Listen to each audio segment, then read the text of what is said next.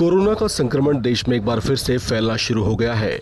कोविड-19 के variant NB.1.8.1 का एक और LF.7 के 4 मामले मिले हैं। चीन और एशिया के बढ़ते मामलों में यही वेरिएंट दिख रहा है।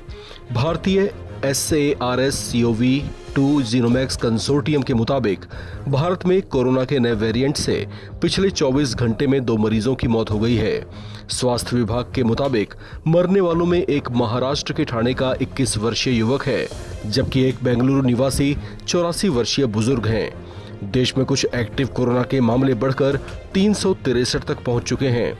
इनमें सबसे ज्यादा 8 मामले ठाणे से, कर्नाटक और राजस्थान में 5-5 केस, हरियाणा और उत्तराखंड में 3-3 मामले, मध्य प्रदेश के इंदौर में 2 मामले, जबकि यूपी के नोएडा में 1 एक्टिव केस पाया गया है। वहीं दिल्ली में कोरोना वायरस के कुल 23 एक्टिव मामले हो चुके हैं। इसके बाद दिल्ली सरकार ने अस्पतालों को bed, oxygen cylinder, testing kit और वैक्सीन की उपलब्धता बनाए रखने का निर्देश दिया है। केरल में मई में अब तक कोरोना के 273 मामले सामने आ चुके हैं। स्वास्थ्य मंत्री ने सभी जिलों में निगरानी बढ़ाने का निर्देश दिया है। देश अब तक कोरोना की 3 लहर झेल चुका है। कोरोना की पहली 3 लहरें कितनी घातक साबित हुई थीं, उसका अनुभव पूरा देश कर चुका है। लगभग 3 सालों तक ये शांत था।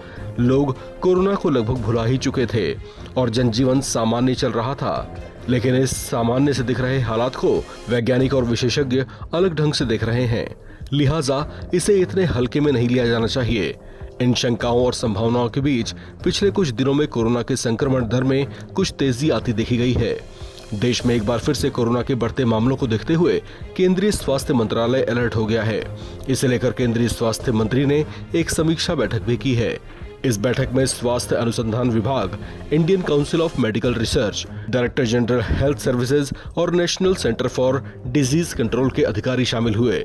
स्वास्थ्य विभाग के एक अधिकारी ने बताया कि कोविड के नए मामले केरल, तमिलनाडु, महाराष्ट्र और कर्नाटक जैसे राज्यों में सामने आए हैं।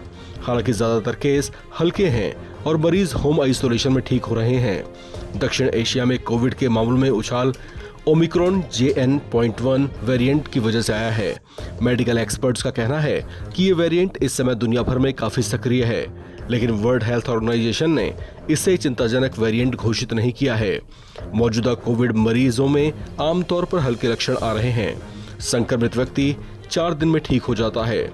इसके सामान्य लक्षण बुखार, नाक बहना, गले में खराश, सिर दर्द, थकान और थकावट है। कोरोना का ये वेरिएंट बेशक ज्यादा घातक नहीं है, फिर भी जनता से अपील की जा रही है कि वे भी अपने अपने स्तर पर सभी जरूरी एहतियात बरतें और इसके संक्रमण से बचने के लिए जारी गाइडलाइन का कड़ाई से पालन करें। ऐसा करके आप न सिर्फ खुद को बल्कि अपनों और आसपास के लोगों को भी सुरक्षित रख सकते हैं।